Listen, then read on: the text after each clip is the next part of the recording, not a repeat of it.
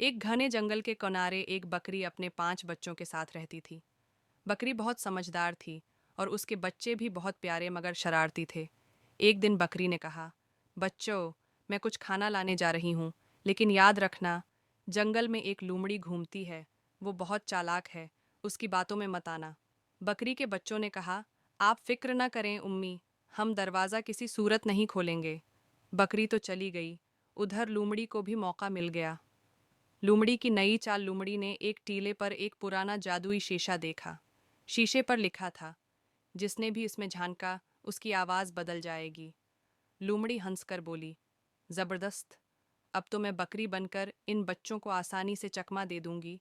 वो शीशे के पास गई। हुश, मैं बकरी हूँ। और जादुई शीशा देखते ही उसकी आवाज़ बिल्कुल बकरी जैसी हो गई।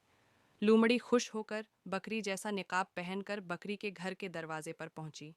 बच्चों, दरवाज़ा खोलो, मैं वापस आ गई हूँ।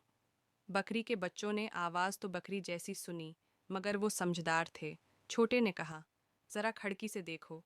बच्चे ने झनक कर कहा, अरे, इस शादी निकाब के नीचे लंबी दुम तो लोमड़ी की है। सब चिल्ला उठे, ये लोमड़ी है, दरवाज़ा मत खोलना। लोमड़ी गुस्से से बड़बड़ाई, अब की बार तो बच गए, मगर अगली बार नहीं बचोगे। शाम को बकरी वापस आई तो बच्चों ने सारा वाकया बताया।